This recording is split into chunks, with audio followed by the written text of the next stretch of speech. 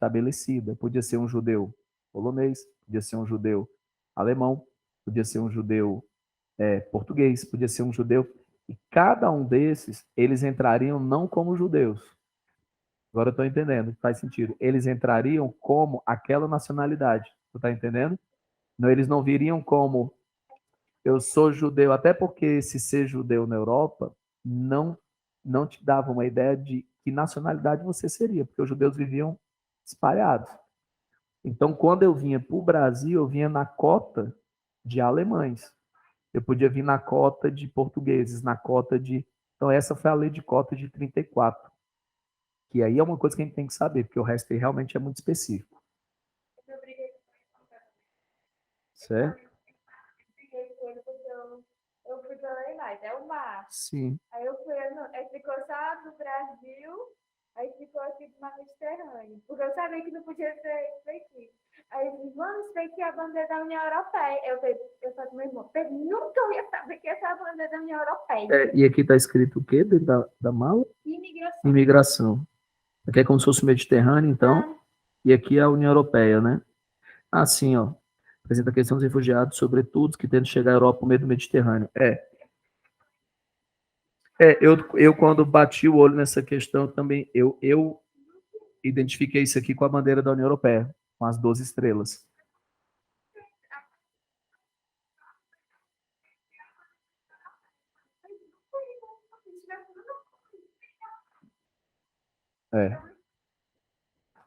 Bom, então vamos lá, muito bem. Para quem está em casa aí, a gente estava discutindo aqui, pessoal, que, viu, Antônio Pedro aí, que em 1934 tinha uma política de cotas ou lei de cotas.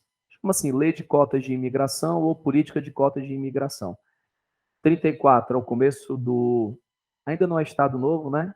Estado Novo acho que vai ser 37, se eu não me engano, né? Mas, enfim, 34 ali você já tem uma Constituição, e nessa Constituição de 34 ali do Vargas, você já tem essa questão da política de cotas. O Vargas tinha aquele viés nacionalista, né? Então, esse viés nacionalista, ele também passava para essa questão de, não era impedir, como eu estava dizendo, você não podia proibir a entrada dos estrangeiros no Brasil, mas ele estabeleceu cotas, ele colocou dificuldade, ele estabeleceu um tanto que podia entrar. Essas cotas eram assim, 2% de cada nacionalidade do que tinha entrado nos últimos 50 anos. Então, vou dar um exemplo. A lei não é de 34, a lei de cotas. 50 anos para trás vai ser 1884, não é isso? Você faz esse período aqui de 50 anos, aí você pega cada nacionalidade. Vamos supor que você pegasse a nacionalidade aqui espanhola. Você ia ver o tanto que entrou nesses 50 anos de espanhóis no Brasil.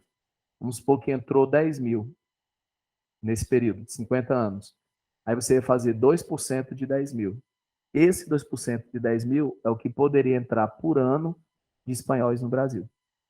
Certo? Então, assim, cota, ele não proibia, mas ele já estava colocando um empecilho, uma dificuldade, o Vargas, para esses estrangeiros virem para cá.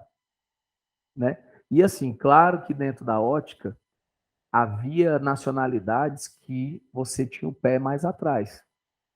Entendeu? Você podia ter aquele pé atrás ali com determinadas nacionalidades, ou até com determinados imigrantes. O Vargas não gostava muito de comunista. Então, você imagine anarquistas, você imagina vindo para o Brasil, por exemplo, imigrantes trazendo ideais que tinha muito na Europa, né? Anarquistas, ideais comunistas e tal. Então, ele também ficava de olho nesse negócio, de olha, vamos ver quem são esses imigrantes que estão vindo. Esses caras, de repente, estão vindo para cá trazendo ideais comunistas, anarquistas e tal, e o pezinho meio atrás, né? Mas beleza, então essa foi a lei de cotas de 1934 do governo Vargas.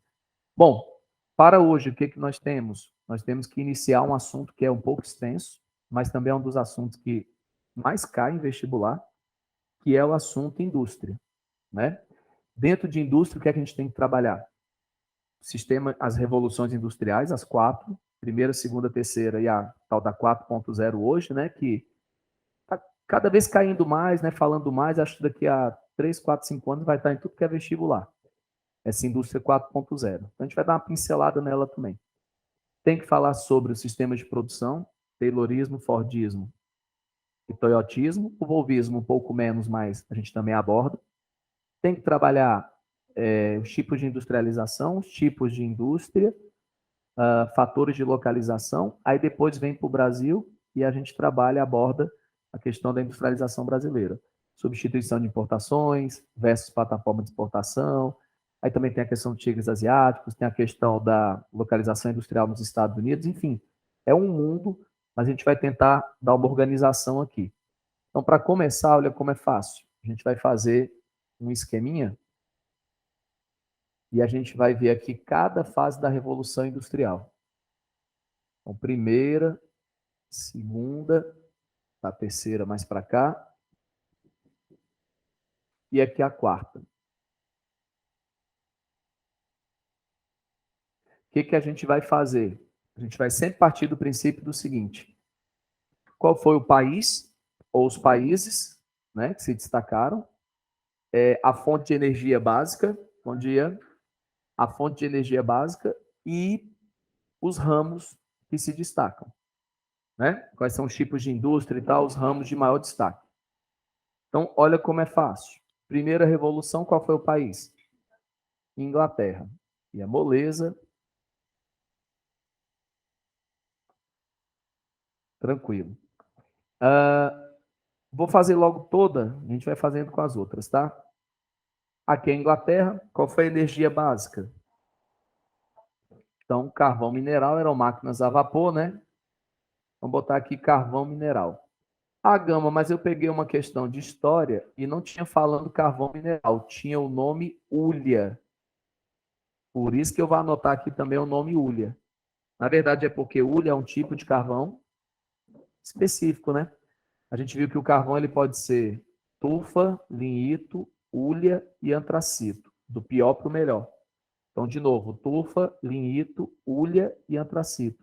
O carvão inglês era um carvão, na sua boa parte, né, do tipo hulha, que era um carvão bom. Esse foi até um dos motivos do pioneirismo inglês na Revolução Industrial.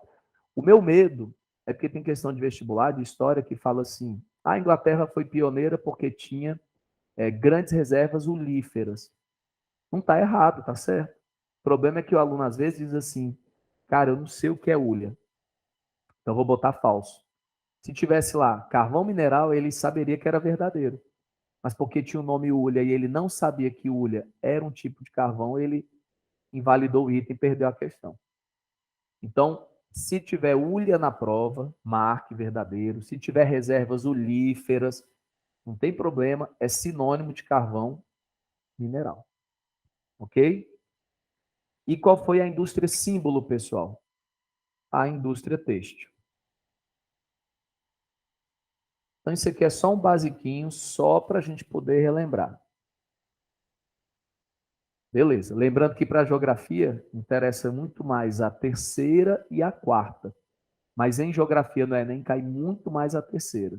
Mas a gente tem que fazer esse retrospecto aqui. Então vamos lá. Na segunda revolução, fica restrita a Inglaterra ou já se expande? Então dá para dizer que países como a própria Inglaterra, mas também os Estados Unidos, o Japão, quem mais? A Alemanha, né? A Itália, França, Rússia, né? Bélgica, Holanda, mas basicamente esses aí, ó. Então já houve uma expansão para além da Inglaterra para outros países. Beleza. As duas fontes de energia. Então, petróleo, né, mais eletricidade. E a eletricidade foi aqui uma revolução, né? Gama, então, dá para dizer que, pegando a sequência dos combustíveis fósseis, o mais antigo é o carvão, petróleo e depois o gás natural. Isso de uso em grande escala. Uso industrial, como a gente fala. Não é que, se você for olhar, 2000 anos atrás, a gente já conhecia carvão, já conhecia petróleo. É o lance de realmente explorar em grande escala e de ter criado automóveis ou máquinas que consumisse aquilo ali. Tá? Porque, por exemplo, nessa época aqui, ó, a gente ainda não está falando de carro. Na primeira ele está falando de locomotiva, barcos a vapor e tal, então carvão mineral. Aqui, o grande símbolo já é o carro, a indústria automobilística. Então, esse carro já vai fazer um grande uso desse combustível aqui, que é o petróleo. Beleza? Então, vamos lá. Indústria símbolo. O maior símbolo de todos foi o automóvel. Então, vou botar aqui a automobilística. Mas lembrando que também duas aqui, ó, a própria petroquímica, que aí vamos entender petroquímica como sendo aquela que faz tudo, desde petróleo como combustível, gasolina, diesel, querosene de aviação, como também a ideia de plástico, borracha, solventes, né, asfalto, vai ser a indústria petroquímica. E é muito forte a figura da siderurgia, que é a produção de metais aí, principalmente a produção de aço. Então essa aqui vai ser nossa segunda revolução industrial. Aí só lembrando que nessa segunda, é bom a gente anotar aí, é aquela que vai ser marcada pelo Taylorismo e Fordismo, né?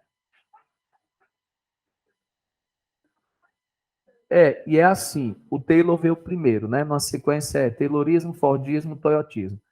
Eu costumo colocar que o Ford associou, pegou muitas ideias do Taylor. É quase como se fosse uma complementação. Então, é diferente do Toyotismo, que o Toyotismo é realmente oposto a isso aqui. Na maioria das vezes vai ser o contrário. Então, se aqui são grandes estoques, no Toyotismo, pequenos estoques. Se aqui é produção em massa, aqui é a produção customizada. Mas eles dois não. Por isso que tem vestibular que às vezes junta até o nome. Diz assim, candidato, entre as características do sistema de produção, taylorista, fordista, então é comum você até unificar, né? Mas o que é que pode dar uma diferenciada? O Taylor é o cara que criou o quê? Basicamente, o Taylorismo, a grande descoberta dele foi associar ciência ao processo produtivo, visando o aumento de produtividade. Então ele começou a testar, a propor, elaborar hipóteses, testar ali. Então uma grande característica dele era a divisão técnica do trabalho, que era aquele lance de dividir os trabalhadores e falar assim, você vai fazer só isso, você vai fazer só isso. Só que, para além disso, é como o aluno até outro dia disse, mas isso aí já tinha gente que fazia, separar e tal. Mas ele ainda cronometrava. Então, no que ele cronometrava, ele estabelecia que, olha, dá para fazer isso aqui em tal tempo. Vocês estão fazendo aí no dobro de tempo, está acontecendo alguma coisa errada. Vamos ver aqui o que está acontecendo para fazer no menor tempo possível. Então, tinha um lance dele fazer a divisão técnica, né, separar ali. Tinha um lance dele cronometrar. E tinha um lance também dele associar a ciência, é a racionalização, que a gente chama, racionalização da produção. E tinha um lance também da bonificação, né? Bonificação, aquela ideia de dar um bônus, uma premiação, olha, estimulando o aumento da produtividade do trabalhador, que a gente vê até hoje, né? A divisão técnica existe até hoje, a bonificação existe até hoje, uma meta, uma comissão, alguma coisa que você ganha, uma viagem, Isso aqui o Taylor já falava lá atrás, ó, vamos encontrar mecanismos para poder estimular o cara a produzir mais. Então, o Taylorismo é isso. O Fordismo, ele pega a divisão técnica, por exemplo, ele acha interessante esse lance do tempo, né, realizar no menor tempo possível e tal. Só que, para além disso, a grande invenção dele é, de fato, a linha de montagem. A esteira, a linha de produção. Aí vão vir outras coisas também, o que é? Juntando com as coisas que o Taylor já tinha criado e a linha de produção dele, a produtividade aumentou de forma gigantesca. Aí é quando surge aquelas novas características. Quais são? Produção em massa. Só que se eu tenho uma produção em massa, eu também preciso ter um consumo em massa, senão não vai acompanhar. Não adianta eu produzir muito e as pessoas não comprarem. Aí a gente até fala que o Fordismo só poderia ter surgido mesmo nos Estados Unidos, porque é um país onde a cultura do consumo foi muito forte. E aí surge aquele American Way of Life lá, o estilo de vida americano, que é um estilo baseado na ideia do consumo. Isso fazia parte. O próprio governo estimulava as pessoas a consumir como forma de, olha, a gente vive o Fordismo. E o Fordismo, ele produz muito em grande escala, então ele precisa vender em grande escala. Aí surgem os grandes estoques. Né? A ideia disso, eu produzo muito para vender muito, mas eu também preciso ter grandes estoques, guardar o carro ali até ele ser vendido. Tudo bem. Era visto esse modelo na época, ele foi bem sucedido e tal, ele realmente conseguiu atingir um objetivo que foi muito importante, que foi baratear o preço dos produtos. Barateou mesmo. Isso aí não é balela, não sei o que, não. Realmente pegou até o próprio carro, que no início era caríssimo, poucas pessoas, né? Aquela coisa, o carro foi barateando. Foi barateando, foi barateando. Principalmente nos Estados Unidos, que virou um símbolo onde, vou dizer qualquer pessoa, mas boa parte da sociedade americana tinha o carro.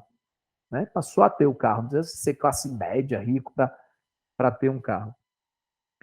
Só que esse modelo, ele começa ali por volta dos anos 60, 70, a dar os sinais de cansaço. Por que os sinais de cansaço? Primeiro, você conseguir levar esse consumo em massa muito tempo. Segundo, os japoneses vieram com uma nova proposta. Qual foi a nova proposta aqui na terceira com o toyotismo? O Japão é o contrário dos Estados Unidos. Não é um país muito grande. Não é cheio de recursos naturais como eram os Estados Unidos. Porque os Estados Unidos, hoje é porque tem muita coisa esgotada já do tanto que eles tiraram. Mas os Estados Unidos parecem muito com a gente, com a Austrália, com a China. São países muito ricos em minerais. Petróleo, carvão, ferro. O que eu estou querendo dizer com isso? Que a gente aprende no colégio, e é verdade, como o Japão é uma ilha vulcânica, um arquipélago vulcânico, eles não têm quase nada, né? Não tem petróleo, não tem carvão, não tem ferro, quase tudo é importado.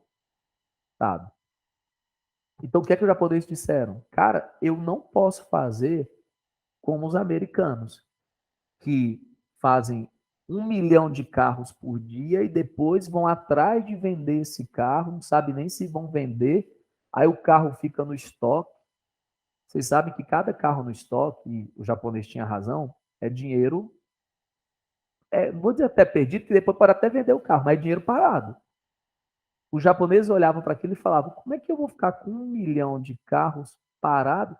Cada carro desse, vamos supor que tenha sido $30 mil para produzir, sei lá, você multiplica, isso é dinheiro parado.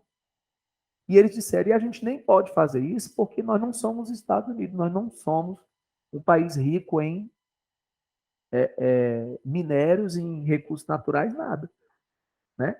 E outra, eu também não posso deixar esses carros parados porque é dinheiro jogado fora, ali parado e tal. Então vem essa proposta do japonês de dizer, eu sou o contrário do Ford. Nossa produção não é em massa, massificada, é uma produção em pequena, assim, sob demanda, que a gente chama.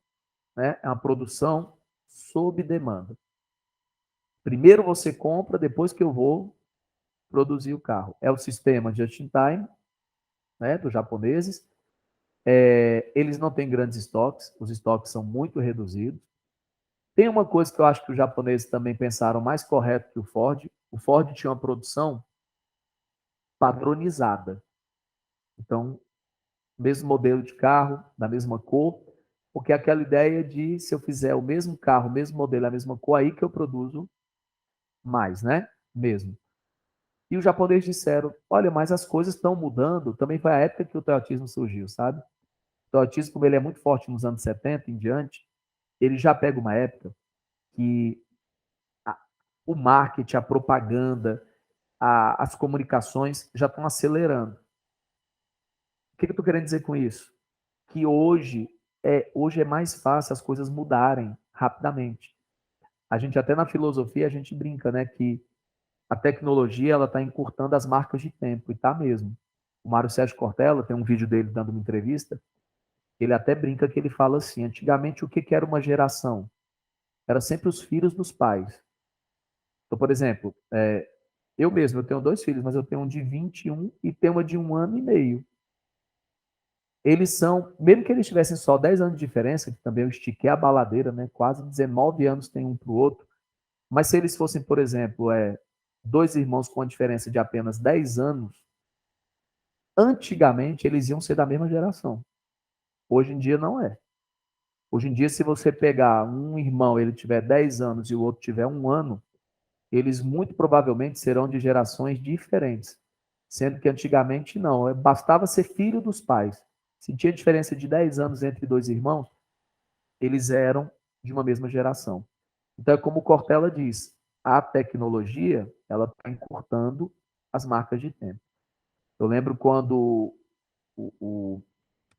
tem um nomezinho, isso aí, agora, da Band News era assim, 20 minutos tudo pode mudar.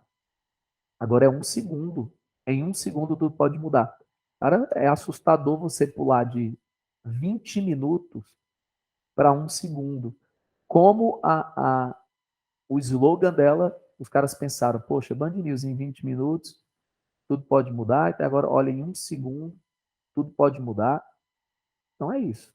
É aquela coisa do relógio da fama da revista Época. Quem era famoso há 10 minutos atrás? 10 minutos atrás. Quem é famoso agora? Quem vai ser famoso nos próximos 10 minutos? Quer dizer, os japoneses já estavam vendo que as coisas estavam mudando muito constantemente.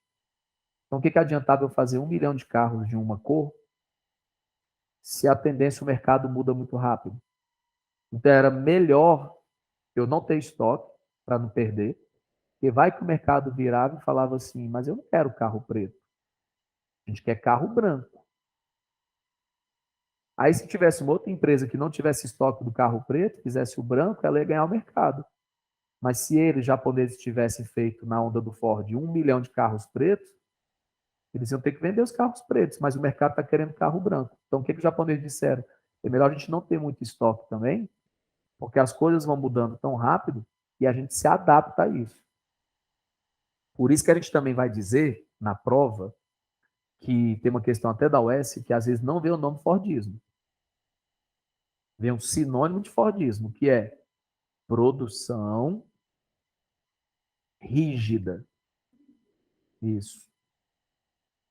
Enquanto que o toyotismo aqui. Oi? A rígida aqui é no sentido mesmo, e garoto, a rígida aqui é no sentido da padronização. Só fazemos carros do mesmo modelo, da mesma cor e acabou-se. Aqui no toyotismo é uma produção flexível. Sempre que vocês encontrarem essa palavra, flexível, sempre vai ser associado ao toyotismo.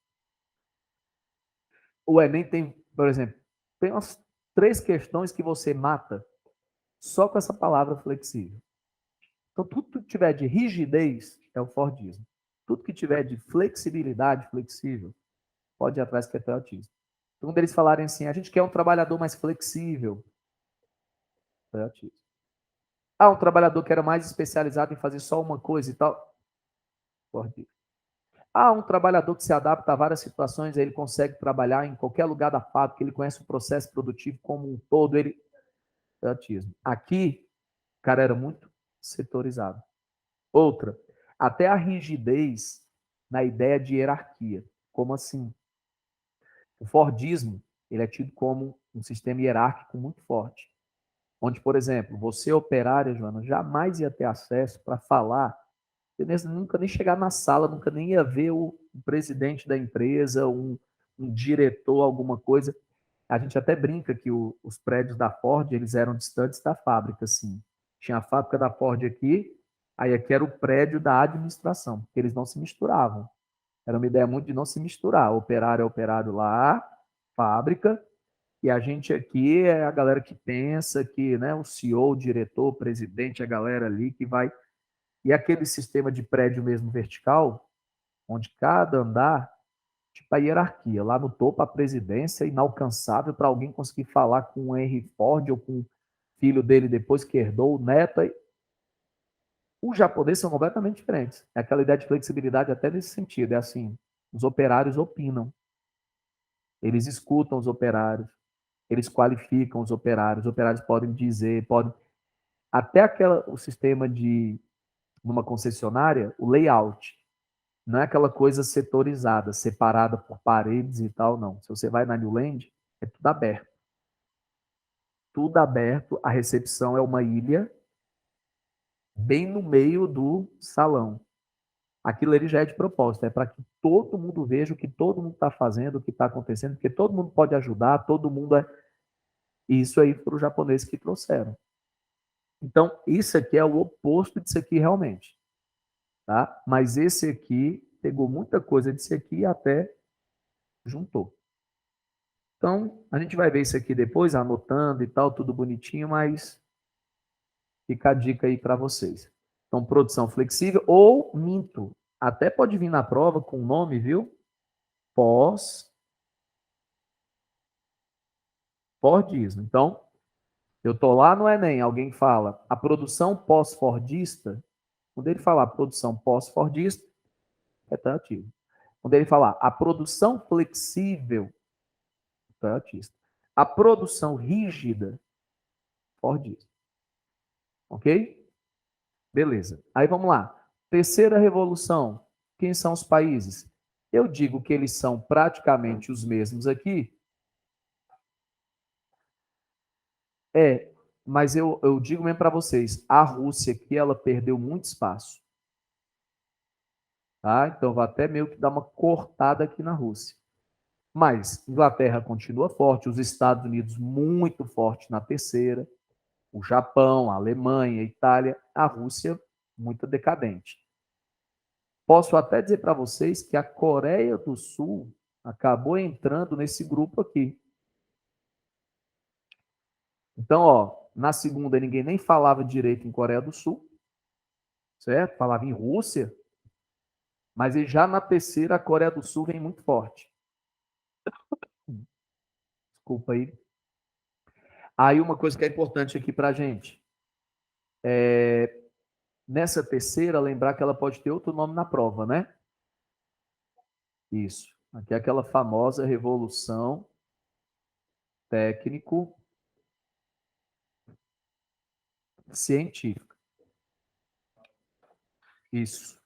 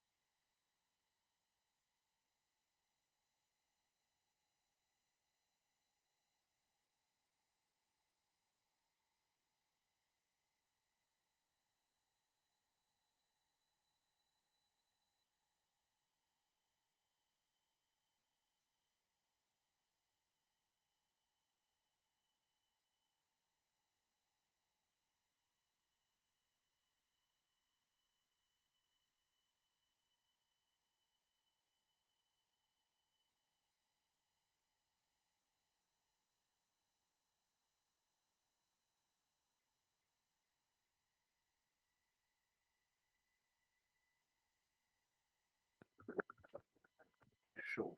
Valeu, valeu.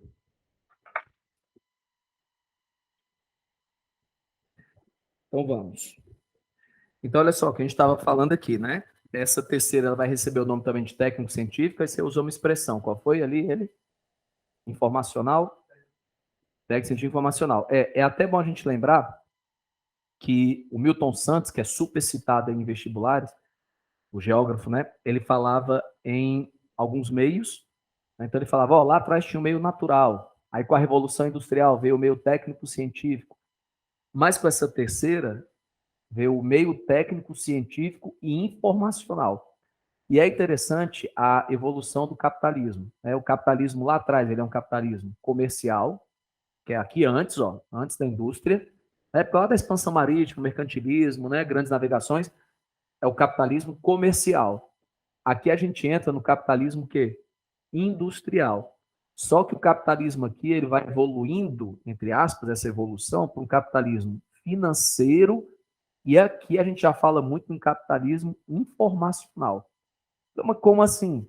É interessante que se você perguntasse assim para mim, os caras mais ricos antigamente, eram os caras que eram industriais, produtores de carros, aço, os caras ligados à indústria petroquímica.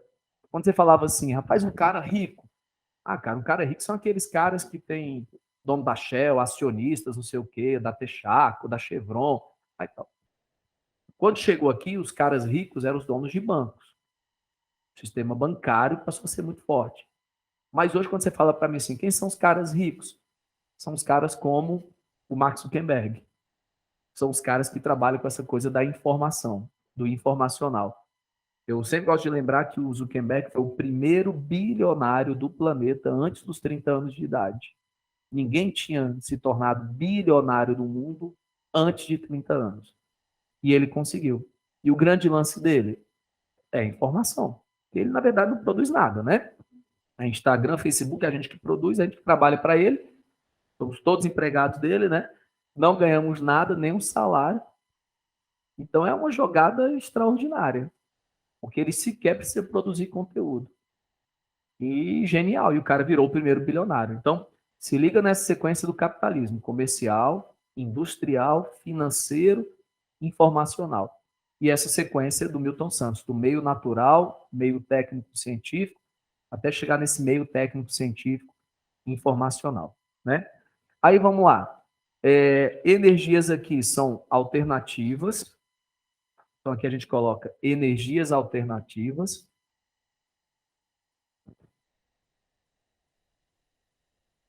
Todos nós sabemos quais são, né? Vai aí a geotérmica, vai aí a solar, vai a eólica, né? Biomassa e tal, beleza. Então, a gente está à procura de fontes renováveis e menos sujas, menos degradantes. E o símbolo aqui, para muitos, o maior símbolo foi a informática. Mas para além da informática, a gente também bota as telecomunicações, né? A aeroespacial. Então a gente bota aqui telecomunicações, a própria robótica, né? Tem uma química fina, que é a indústria farmacêutica, né? A biotecnologia, então, a parte de engenharia genética, né? Clonagem, então biotecnologia, a microeletrônica,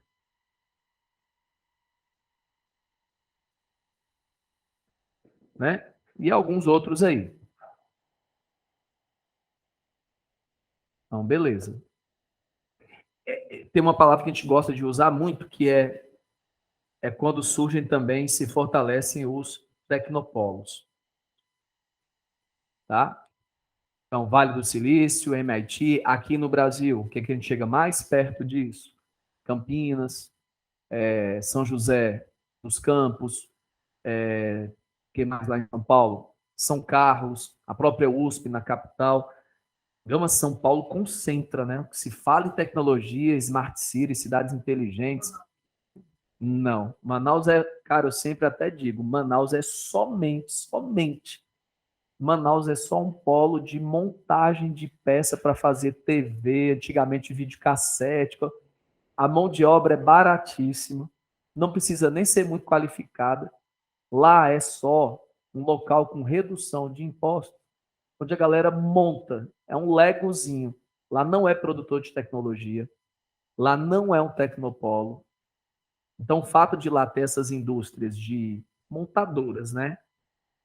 E lá é montadora mesmo, porque lá não é o lance nem de fabricar a peça, é receber mesmo de fora, aí entra com os impostos muito baixos, né?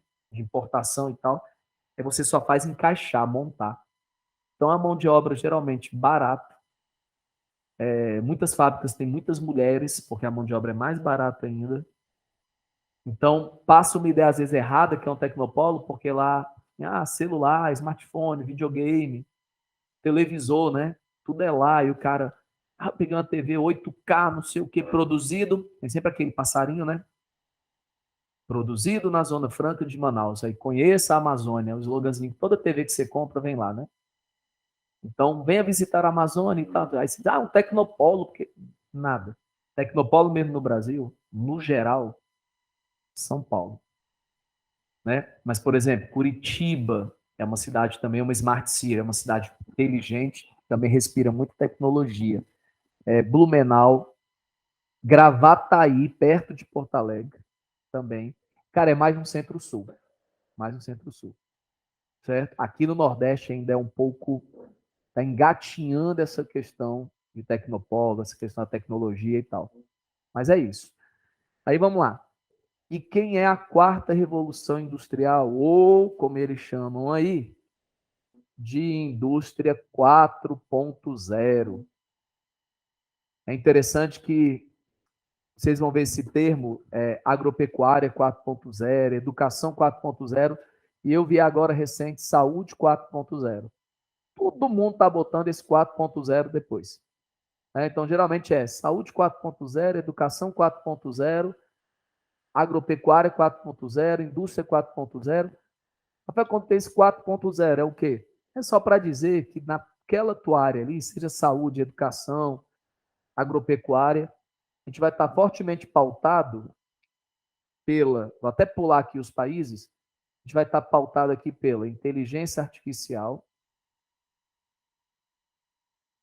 Então, se você vai empregar essa inteligência artificial na educação, você vai empregar essa inteligência artificial na agropecuária, na saúde, na fábrica, bem, mas a inteligência artificial ela vai ser usada em uma série de coisas, em uma série de setores aí. Para além da inteligência artificial, você vai ter aqui a internet das coisas,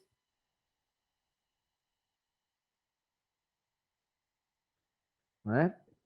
Você vai ter aqui a história do Big Data, você vai ter aqui o armazenamento nas nuvens, que é o que a gente já faz hoje, né? Ninguém usa mais um pendrive, pelo amor de Deus. Aí, quando o pendrive chegou, eu me lembro como se fosse hoje. Para quem usou disquete, eita, um disquinho, quando a gente gravava as coisas num CD, gente, para levar. Aí você vai dizer assim, isso não tem muito tempo, é porque as marcas de tempo vão sendo encurtadas. Lembra quando o pendrive chegou caríssimo? Nossa, que revolução. Hoje em dia, quem é que você salva tudo na nuvem, abre onde você estiver e acabou-se, né? O Big Data é a profissão do futuro, né? O cara ser especialista em Big Data, gerenciamento de Big Data e tal. Big Data nada mais é do que grandes informações, gigantesca informação que está disponível hoje no mundo. E sabe analisar os dados. Né? Quem vai trabalhar com marketing analítica, aquelas coisas, quem vai pegar as informações e vai ler, interpretar aquilo ali, vai chegar para uma empresa e vai transformar aquilo ali vai transformar aquilo ali em algum benefício que a empresa possa usar. Porque, como eu disse, as informações elas estão soltas por aí. Alguém precisa tabular essas informações, alguém precisa analisar, alguém precisa transformar, converter isso em dinheiro no capitalismo. Então é mais ou menos uma ideia muito simples, assim, claro, difícil é a execução e tal, mas a ideia é simples, é eu pegar os dados aí de consumo de uma pessoa, aí eu analisar os hábitos de consumo. A própria internet das coisas vai potencializar o Big Data. E com a internet das coisas, a gente vai saber mais ainda o horário, até que uma pessoa, se duvidar, ela ligou a TV. O horário que ela ligou o chuveiro, o horário que ela toma banho. E isso, esse tipo de informação é dinheiro. É o dinheiro, cara. Informação, a gente tem até comentado, que vai mover o mundo, que já move, é informação. Só que não é uma informação solta, não pode ser solta. Não posso só chegar e falar assim, o Rafael gosta de tomar uma cerveja. Não, eu tenho que chegar e falar assim, Rafael gosta de tomar uma cerveja, né? Gosta. Qual é a frequência que o Rafael toma uma cerveja? O Rafael toma cerveja sábado. Opa, eu já estou estabelecendo um padrão ali, né? Onde ele toma cerveja? É em casa? Vai no restaurante? Que tipo de restaurante que ele frequenta? Qual é o tipo de cerveja? Porque hoje no mercado você tem N tipo de cerveja. Baseado em tudo isso, uma Spaten dessa pode pegar os dados e falar assim, cara, eu sei até a melhor hora para eu lançar uma propaganda para o Rafael no Instagram dele ali sobre aquela cerveja, para poder potencializar. A gente fica pensando que isso é coisa difícil de fazer, hoje em dia isso é uma moleza no sentido de que a inteligência artificial vai ajudar nisso. Na verdade, é tudo misturado, pessoal. A inteligência artificial misturada com a internet das coisas, com esse Big Data. Por isso que eles falam que é o emprego que vai precisar de gente para trabalhar com isso aqui. E a galera não ainda se vê muito nas profissões do século XX. Eu passei um vídeo essa semana para os meninos que ele é meio assustador. É da BBC, eu sugiro que, se vocês puderem, assistam. É só assim, ó. O Emprego do Futuro, BBC, bota assim na Band News. BBC tem uns vídeos muito bons. Cara, esse vídeo é mostrando uma pesquisa que 79 países, eles pegaram jovens, e acho que foram 600 mil jovens, 79 países, e foram perguntando as 10 profissões ali. Cara, era desde os Estados Unidos, que então, não acho que isso é um problema só brasileiro, não é. Quer dizer, na terra da internet, da informática, do Vale do Silício, do Facebook e tudo, eles não estão muito diferentes da gente, não. Os jovens americanos, os jovens brasileiros, eles estão pensando muito nas profissões que a gente chama do século XX. E mais um dado é assustador no Brasil. Qual é? Que as meninas ainda têm um pensamento mais no século XX do que os meninos. Por questões até de gênero mesmo, estereótipo histórico, as meninas, porque os meninos ainda colocaram engenharia e TI entre as 10. As meninas no Brasil, nessa pesquisa, nem pensar. Tudo que surgia era psicologia, veterinária, médica, pedagoga. Não tem problema nenhum nisso. É como a gente fala, são profissões maravilhosas. Só que a tendência é que no futuro próximo, a gente não vai precisar de tantos advogados e advogadas. Porque a inteligência artificial vai fazer boa parte disso. Diferente de uma profissão, por exemplo, que ele estava dizendo assim, que as pessoas às vezes não conhecem. O que é?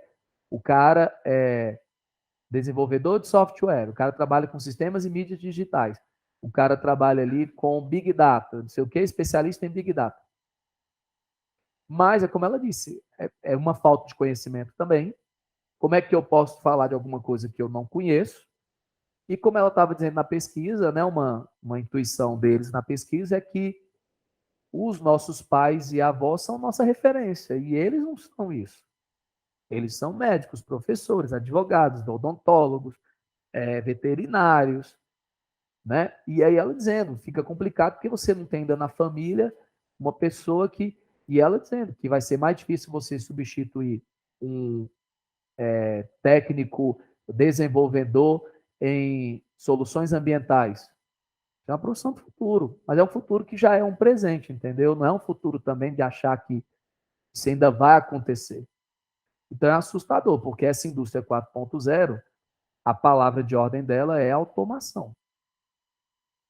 E é o que a gente tem medo da questão do desemprego estrutural, realmente. Porque daqui para cá o desemprego estrutural já foi muito forte. Na terceira, então, nem se fala. Mas na 4.0 é assustador. Tem dados nesse vídeo, pode assistir o vídeo, onde ele fala de 52 milhões de empregos no Brasil. 52 milhões de empregos podem desaparecer entre 10 a 30 anos pela automação. Então, quem não trabalhar com criatividade, com essa parte de tecnologia da informação, vai ficar mais para trás, né? Mas vamos lá.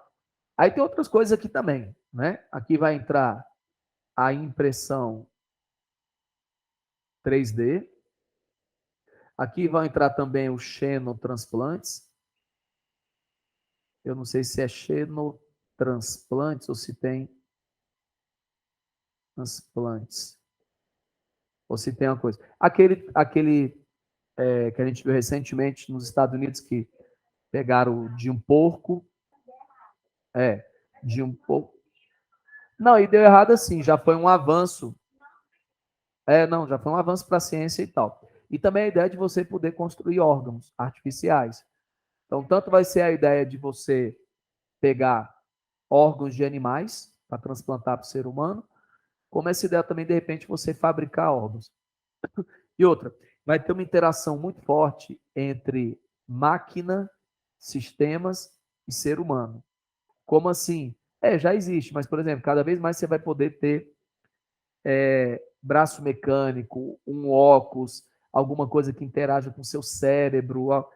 Essa já é uma realidade, né? Uma tendência. Aí vão também aqui os veículos autônomos, né? Drones aí e tal, Fantástico Domingo mesmo mostrou aqueles veículos verticais que pousam como helicóptero e tal, compartilhado.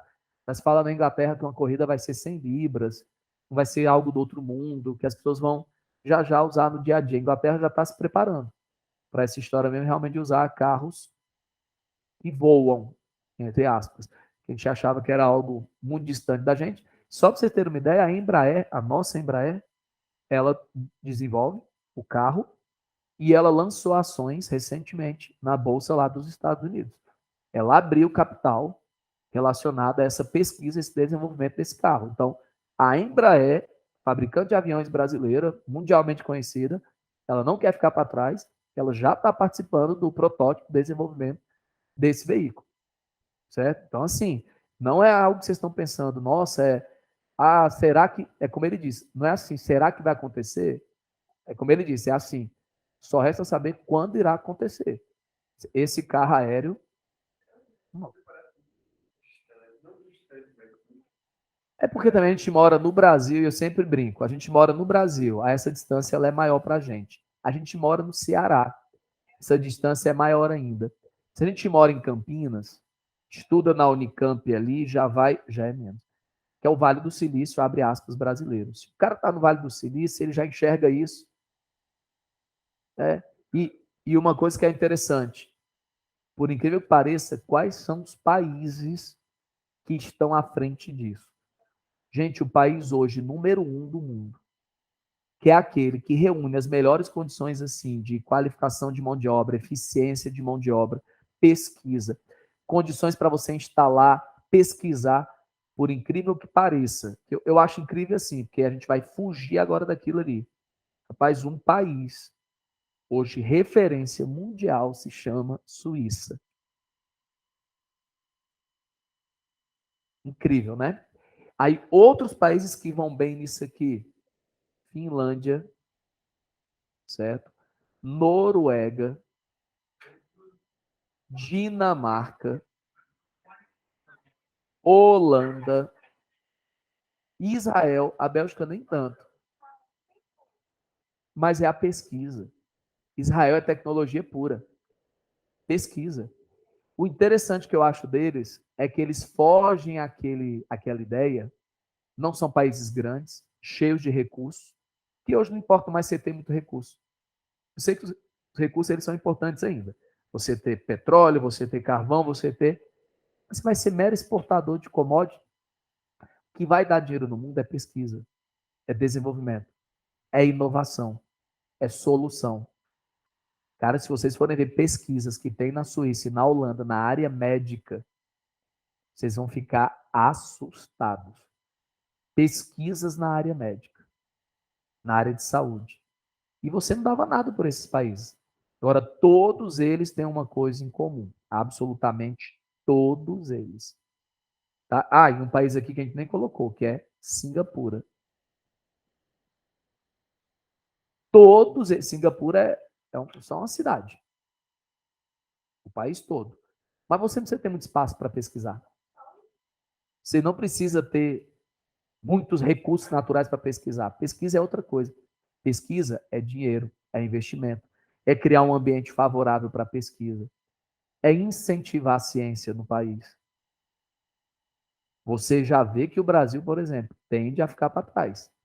A China pode entrar nisso aqui também, os próprios Estados Unidos, Japão, mas por incrível que pareça, esses países aqui, eles estão muito, até a Suécia, que eu não coloquei aqui, todos eles têm uma coisa em comum, todos investiram em educação. Todos têm um modelo educacional muito forte mesmo.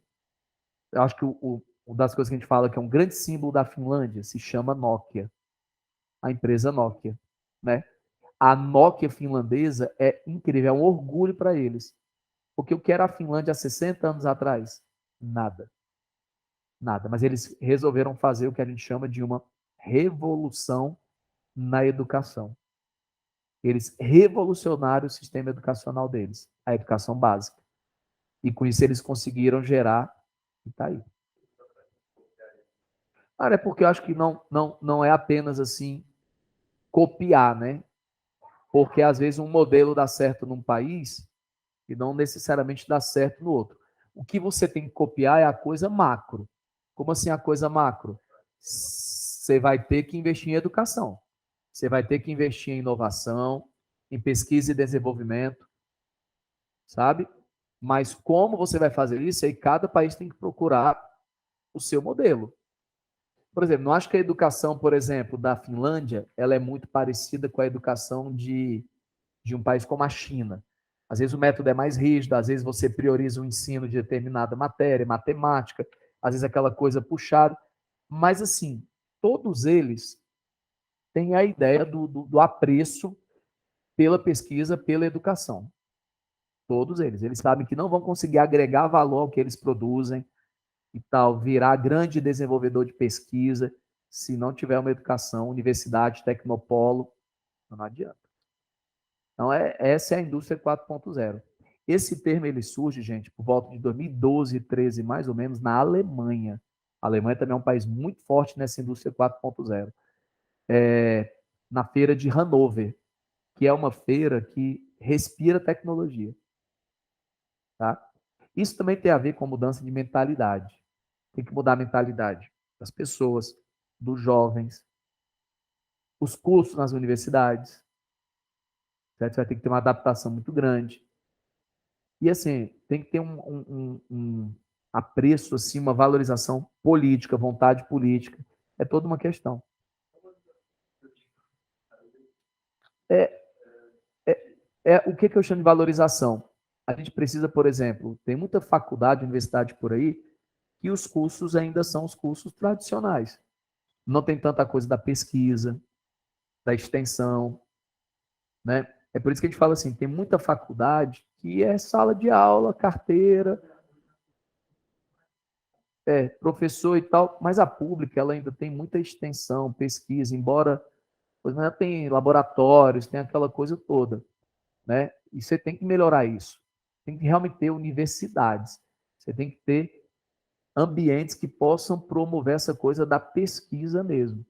Senão, a gente vai ser meramente formador de mão de obra, aquela coisa toda, mas vai ser ainda um emprego muito tradicional, né?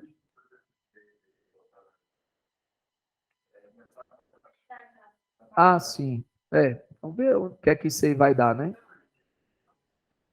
Cara, eu não tenho uma opinião muito bem formada, não, porque tem hora que eu penso assim, eu vou divagando, né? Eu fico assim, cara, vamos supor que um pai que tem uma renda de, sei lá, 30 mil, aí o filho dele estuda na UFC. Aí você diz assim, bom, então ele poderia pagar ali uma certa mensalidade e tal. Por outro lado, isonomia. O cara não tem culpa de ele ganhar 30 mil. O cara paga impostos, não paga. A universidade tem que ser para todo mundo. Se mas aí é porque o menino da escola pública, então tem que melhorar a escola pública. Então é uma discussão que ela é complicada. Ela é muito complicada mesmo assim de se fazer. Acho que tem que pensar direitinho, porque qual é o meu medo que eu fiquei? O medo que eu fiquei é que quando eu vi lá que parte do projeto parece que falava em 3 salários mínimos, então já poderia pagar. Mas aí eu fiquei assim, cara, como é que vai funcionar isso? Porque vamos supor que o aluno da escola pública ele não vai pagar, né? Então, beleza, ele vai estar isento ali ainda e tal, ele vai entrar ali, não vai pagar a mensalidade e tal, beleza. O cara que o pai for muito rico, 30, 40 mil mensal, ele pagar ali de repente 5 mil num curso de medicina, 8 mil, o pai tem uma condição boa e tal, beleza. Mas e a classe média? O que eu fiquei com mais medo foi assim, eu fiquei com medo, por exemplo, vamos supor que um pai ganhe 10 mil, e você vai dizer assim, nossa, é um salário bom. Mais ou menos. Porque hoje, na média brasileira, beleza, show. A gente fica avaliando sempre por baixo, dizendo, a maioria ganha um salário, então quem ganha 10 está ótimo. Não está ótimo. Porque a gente sempre quer analisar, né? E aí, dizendo assim, 10 mil. A lei parece que fala o projeto, parece, eu não me enterei muito bem, mas fala em cobrar uma média das mensalidades da região, ou no mínimo a metade dessa média. Eu estou pensando que o custo de medicina sairia, vamos lá, 4, 5 mil. Como é que eu, por exemplo, ganhando 10 mil, aí tenho um filho, eu já vou pagar 4, 5 para ele na UFC, vamos supor. Então vai ficar difícil para mim. Então, por exemplo, aquela classe média, ela vai ficar de fora, porque ela vai ficar naquele limite de. Cara, tem que olhar.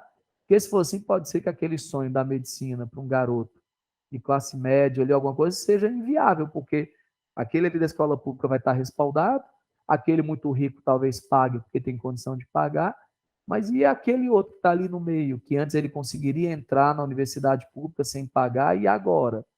Então, é um projeto que tem que ser muito discutido, tem que ser conversado para não trocar os pés pelas mãos. Eu também acho que nem assim, nossa, em terra, tem que debater com a sociedade, tem que ver, tem que conversar, né? E aí, e aquele velho problema que o Brasil tem que inverter a lógica, que passou muito tempo gastando muito dos recursos no ensino universitário e menos com o aluno da educação básica. Nos países mais desenvolvidos, você gasta mais na educação básica, proporcionalmente, às vezes. Eu sei que a universidade ela tem custos como laboratório, essas coisas e tal, e entra um custo elevado, mas tem que ver. E outra discussão dessa coisa aí da universidade é como você falou, tem que melhorar a escola pública como um todo, tem, mas eu fico preocupada com essa questão da onde é que a classe média vai entrar aí. A classe média é aquela que quase sempre é esmagada, é aquela que na hora ali, e aí? Vai dar mais para o garoto fazer medicina? Como é que vai ser isso? Mas vamos ver, agora essa discussão, não pensem vocês que é nova, não, que eu me lembro, há 20 anos atrás, na época, Fernando Henrique tinha essa discussão de cobrança de tarifas, mensalidades na UFC, aquela coisa, nas federais. Isso é uma discussão antiga no Brasil, né? Agora sim, tem que discutir, tem que pegar o projeto, tem que ver, porque também a gente às vezes fala sem ter pegue o projeto, ter lido, né? É bom dar uma lida que de repente vai ter coisa lá que às vezes o cara diz, poxa, isso aqui, quem sabe é interessante isso aqui não.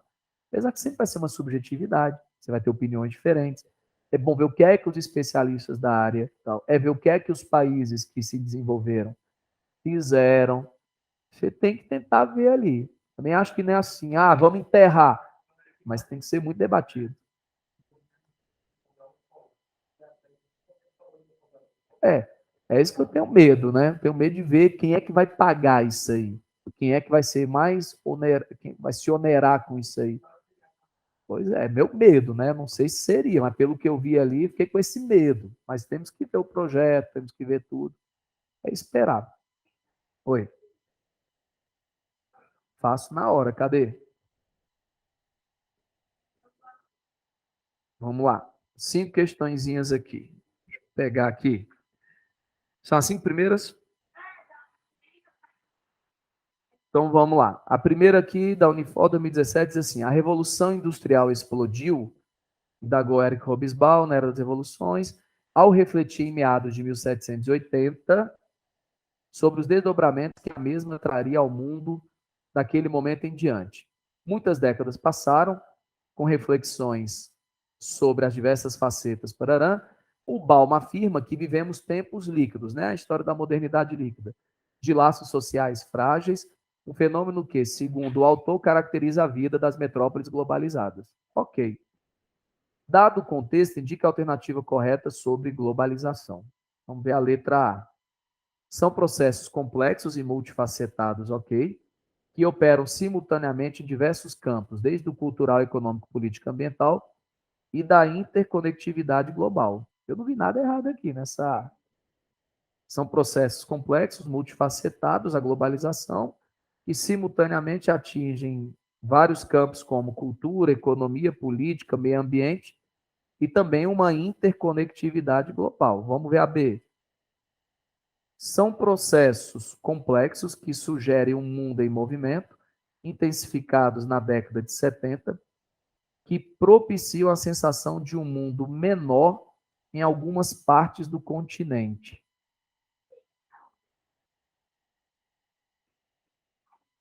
Mas aqui ele bota assim: são processos complexos, sugerem um mundo em constante movimento, isso realmente se intensifica a partir de 70, e propicia a sensação de um mundo menor em algumas partes do continente. Globalização. Vamos ver a C. São processos complexos caracterizados por objetos em movimento, que incluem fluxos de pessoas, conexões globais, reduzindo minimamente a experiência de sentir o mundo em rede. Aqui já está falso, né? Reduzindo minimamente a experiência de sentir o mundo em rede. Não, aí é o contrário, né? Beleza. D. São processos que operam em diferentes escalas, intensificados a partir dos anos 90, caracterizado pelo fluxo de objetos e ideias, com trocas em menor quantidade de ideologias e mercadorias. Aí já morreu também essa menor quantidade de mercadorias. A letra E. São processos multifacetados, ok? Que operam em diferentes campos, propiciando a sensação de mundo menor, caracterizados pelo fluxo de ideias e maior fragilidade dos laços sociais.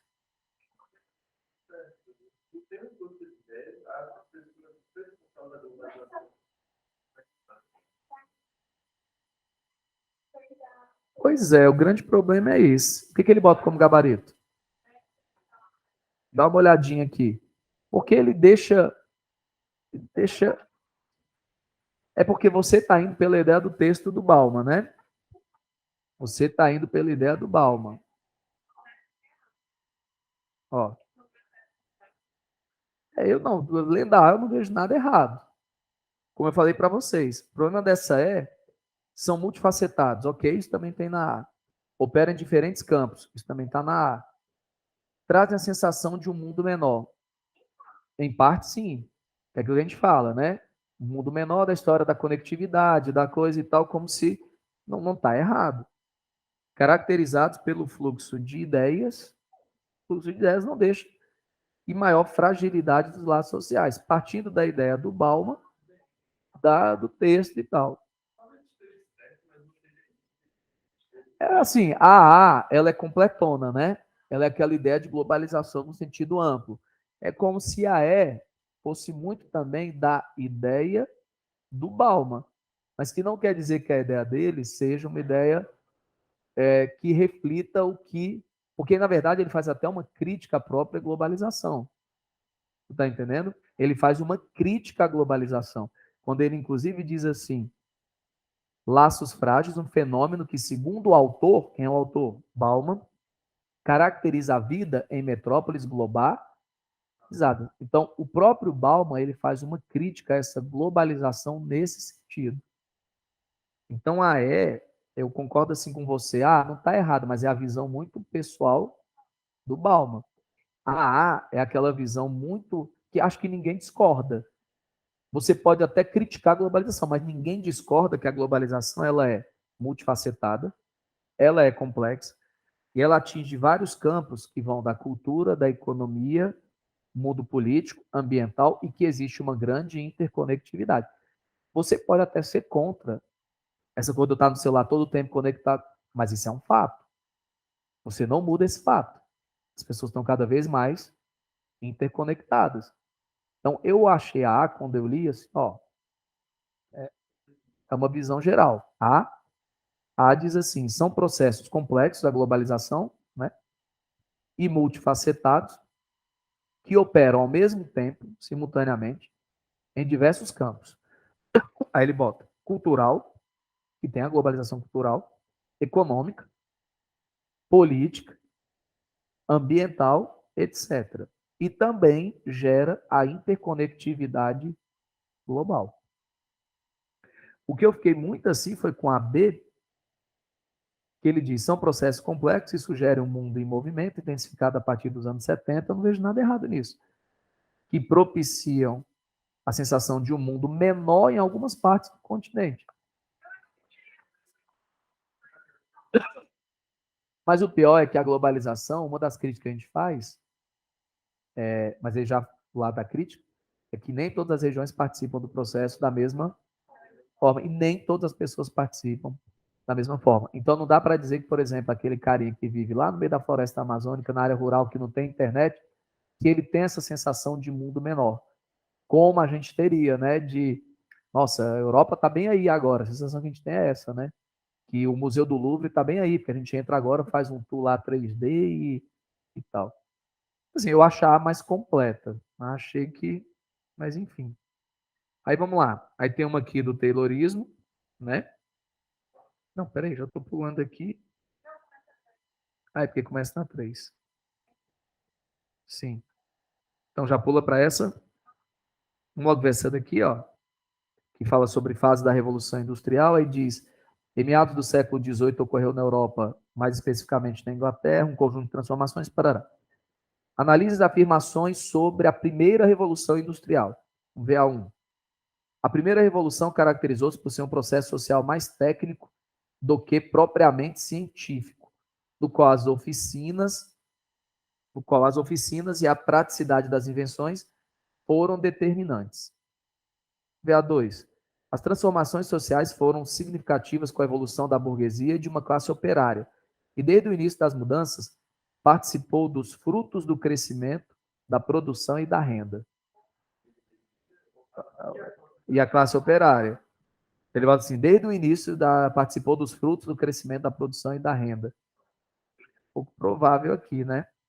A 3. A Inglaterra, apesar de não ter sido o primeiro país a desenvolver uma sociedade plenamente de mercado, tornou-se dominante na primeira revolução industrial. Este país tornou-se a oficina do mundo.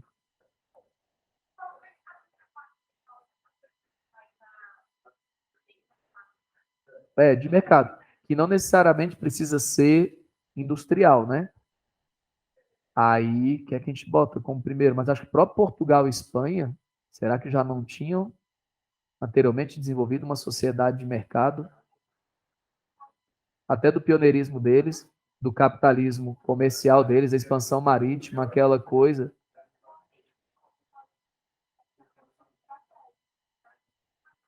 E já uma ideia mesmo de economia de mercado no sentido do mercantilismo, aquela coisa era muito forte, por exemplo, em Portugal e Espanha, até do pioneirismo deles se lançarem. Eu acho até que eles... Mas eles, por exemplo, provavelmente, até um pouco antes do que a Inglaterra, essa coisa do fortalecimento do mercantilismo, a coisa de se lançarem no capitalismo comercial, de explorar novas, a ideia de cunhar moeda, de fazer moeda do mercantilismo. Aquela transição, né, do feudalismo para o capitalismo, aquela coisa dos burgos, e do comércio, aquela coisa do excedente, aí de negociar. É uma transição, né? Não é uma coisa que você assim, estanque. Aí vamos ver. A 4 diz assim: esta nova sociedade de grande enriquecimento e de grande transformação necessitou de matérias-primas para os primeiros setores, como lã e seda, combustíveis como fonte de energia, como o carvão e o petróleo. O problema é que ele mas bem aqui no comando ele diz assim, da primeira revolução industrial. É a segunda que é petróleo. Mas será que eles invalidaram realmente por isso? Porque, em tese, se a quarta for falsa por isso, já morreu aqui. No que morreu B, D e E, se a quarta for falsa, que para mim tinha que ser. Porque ele diz no comando que é sobre a primeira, e na quarta ele diz como energia, como o carvão e o petróleo. Então, se a 4 é falsa, morreu aqui, sobrou só 1, 3 e 5, ou 1, 2 e 3. Então, de qualquer sorte, é como se 1 e 3 fossem verdadeiras. Quem é a frase 1, então? 1 e 3, né? A 3 é aquela que a Inglaterra, apesar de não ter sido primeira da economia de mercado e tal, mas ela se tornou a fábrica do mundo. E qual é a frase 1, que ele bota como verdadeira? A primeira revolução caracterizou-se por ser um processo social mais técnico que propriamente científico. No início é. No qual as oficinas e tal foram... Beleza. Aí vem a frase 2 e a frase 5. Frase 5 é: para consolidar o crescimento de uma nova sociedade industrial na Inglaterra, foram essenciais a existência prévia de uma sociedade voltada para o mercado. Ricas fontes de matéria-prima na Inglaterra e no exterior. E um domínio internacional dos mercados. A Inglaterra ela passou a ter um domínio internacional. Lembra, por exemplo, quanto ela nos influenciava Eu assistindo aquele filme já 1000 vezes que passei para os alunos, Mauá, o Imperador e o Rei. Na época já do Barão de Mauá, era incrível como os ingleses chegavam a influenciar. Tem uma cena do filme que ele está conversando com Paranhos, que depois vai virar até primeiro-ministro, uma coisa assim, e ele pega e diz assim, os ingleses têm a Libra, controlam o câmbio e tem a esquadra, que era a marinha poderosa para chegar.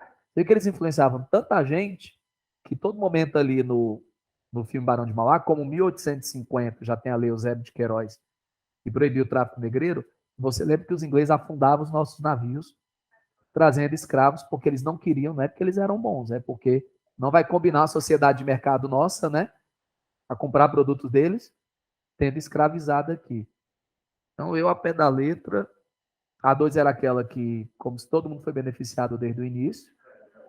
Cara, em tese aqui, é para ser letra A, mas confere aí na 5. Aí já vê o gabarito dessa 4. Essa 5 aí, se não for essa letra. É, não, aí tá certo. E essa 4 aí, qual é? C.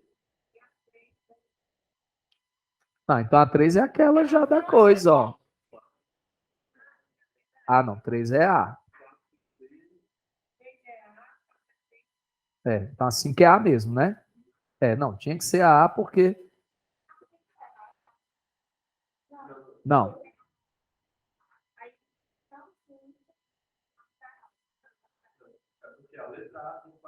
A letra A tem a 1, 3 e 5 corretas. Quais são as frases corretas? Aquela que diz que a primeira revolução industrial foi uma coisa mais técnica do que científica, as oficinas. A 2 é falsa porque diz que burguesia e operário, desde o início, que se aproveitaram dos frutos da. A 3 é legal porque ele diz: ó, a Inglaterra, apesar de não ter sido muito pioneira na economia de mercado, mas ela passou a ser a fábrica do mundo, ok? A 4, que é falsa, justamente porque tem o petróleo, e aí não poderia ser, e eu acho que o resto tudo é verdadeiro, mas ele bota só o petróleo no final. Da seda, também não sei. A lã era, né? A lã era. Mas aí a 5, que é correta, é aquele lance que a Inglaterra tinha que ter uma sociedade voltada para o mercado, ricas fontes de matéria-prima, de energia, e que a Inglaterra passou a dominar também o mundo e até colocar, nós fomos fruto disso, né? De virar aqui, ó, o Brasil vai fazer isso na economia, na política, para nos beneficiar. Eles foram mestres nisso, pô. Quando eles chegaram também em vários outros países dominando, e Hong Kong, quando eles chegaram dominando a Índia, quando eles chegaram dominando colônias na África, na Ásia. Então, beleza. Aí essa 4 aqui do Taylorismo é incrível. A Unifol gosta dessa ideia de Taylorismo. Cara, e aí ele coloca, ó, a história do incentivo, ó, da bonificação que eu te falei. Hã? Taylorismo, Fordismo, Toyotismo. Mas o Volvismo, ele é contemporâneo ao Toyotismo, ele é década de 60, o Volvismo. Ele vem junto com o Toyotismo. Mas o Volvismo é uma coisa muito específica da Suécia. O Volvismo não é muito aquela coisa assim que ganhou, como o Toyotismo, o Fordismo, escala mundial, né? Então o Volvismo ele é uma característica muito, muito da Volvo mesmo, e muito dos suecos. Por exemplo, eles têm ampla preocupação com a qualidade do trabalho, do trabalhador, o bem-estar do trabalhador, aquela coisa. Então, isso é muito sueco mesmo, né?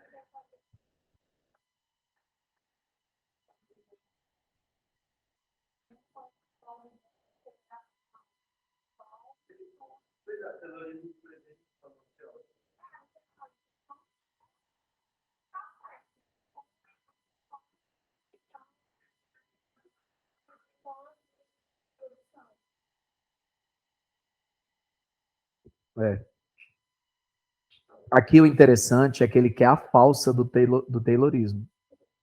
E é o incentivo, mas o incentivo aqui é diferente daquele incentivo que eu estou dando para vocês, por isso que ele bota falso. Ele diz assim: a motivação para o trabalho deve ser baseada no receio, no medo de perder o emprego, tipo de ser dispensado, e não na remuneração por produtividade, mas é o contrário. Lembra que eu falei que ele dava a ideia da bonificação? era a ideia de eu vou motivar você não pelo terrorismo, pelo é isso, mais tu trabalhar isso, não tu perde teu emprego. Era muita a ideia do incentivo, mas o incentivo na ideia de bonificação, dizendo, ó, cara, se tu trabalhar bem, ó, o que te espera aqui, ó, você ganha mais, você ganha um bônus, você ganha uma premiação.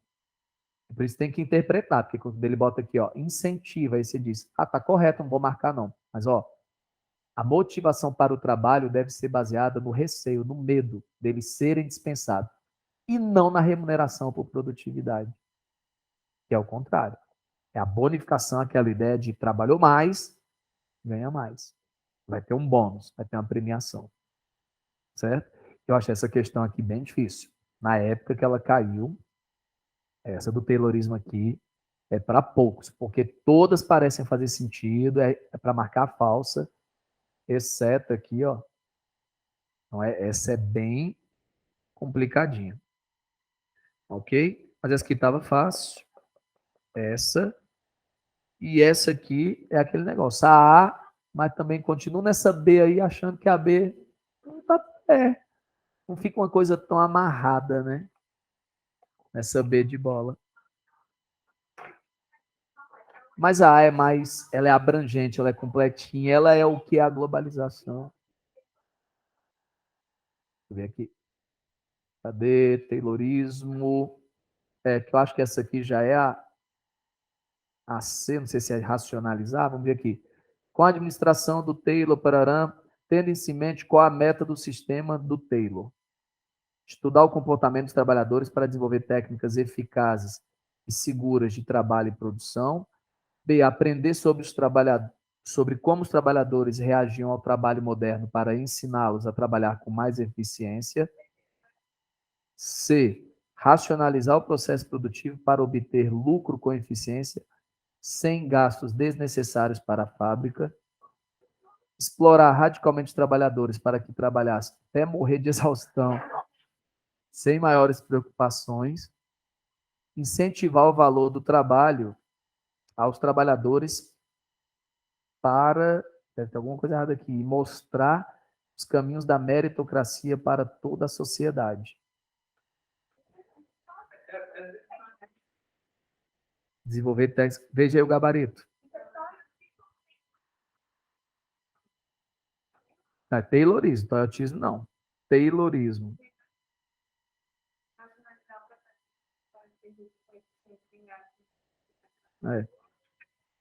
Porque a ideia do Taylor, a palavra vai ser sempre racionalização da produção. A racionalização é aquela ideia que eu disse que ele foi o primeiro a chegar a dizer assim, vamos usar ciência, razão. Mas o rígido é mais o Fordismo. É mais a racionalização, mas essa racionalização também vai levar, e essa divisão técnica, lembre-se disso, aquela alienação do trabalhador. O que é alienação? O trabalhador vai perder. Ele vai perder aquela noção que antes, quando ele era artesão, ele sabia fazer o produto todo, né? Isso. Isso. Mas ali é Taylorismo, Fordismo. Aquilo ali, aquele filme, acho que é de 32, por ali, ele é uma crítica ao modelo taylorista, fordista. Ali.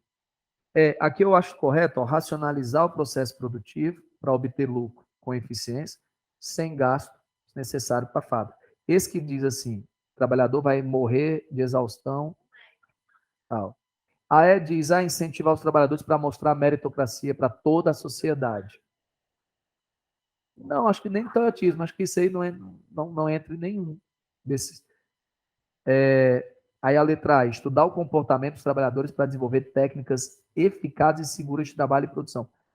Não é que eles olhavam o comportamento, eles já vinham com as técnicas prontas. Você, trabalhador, é que tinha que se adaptar àquela técnica que ele trazia. Não é muito uma ideia de, deixa eu ver aqui, aí eu vou adaptar vocês. A ideia é eu vim já com propostas e vocês, operários, é que tinham que se adaptar àquilo. Até aquela cena no filme, por exemplo, que eles trazem aquela máquina para comer, para reduzir o tempo dele. Não, mas eu digo assim, quando ele for lanchar, né, merendar e tal, aquilo ali não é uma coisa que foi pensada pro trabalhador. No filme dá a entender que aquilo ali, que dá muito errado, né? A máquina dá problema e tal, mas quando ele chega até para o presidente no filme, né, que é o presidente da empresa, e dá para ver que ele diz, olha, tem uma máquina que eles vão perder menos tempo ainda comendo, então eles vão poder voltar logo para o trabalho. Ele, vamos ver então. Mas, tipo, não é uma coisa visando o operário, foi uma coisa assim, ó, ele vai se adaptar e ele vai se adaptar àquilo ali. Ele vai comer, vai ter que, a máquina ali e tal. Então é nessa ideia que você, operário, tem que se adaptar às mudanças que o Taylorismo trazia. Certo? Então é isso. E a B, aprender sobre como os trabalhadores reagem ao trabalho moderno para ensiná-los a trabalhar com mais. Aprender sobre como os trabalhadores reagiam vai muito da ideia da A, como eles. Não, fica a, B, a C mesmo, onde tiver racionalizar, é a ideia do Taylorismo que a gente fala, essa ideia de usar a razão, a ciência, a pesquisa. Então lembra, cronometrar o tempo, fazer a divisão técnica, evitar gasto desnecessário para a fábrica, produzir mais e menos tempo, dar um incentivo dizendo, ó, trabalhou mais, aumentou a produtividade, recebe um bônus. Esse é o Taylorismo. Ok? Você vai fazer prova amanhã? Beleza. Então, boa prova para vocês. Vamos ficando por aqui. Valeu, moçada.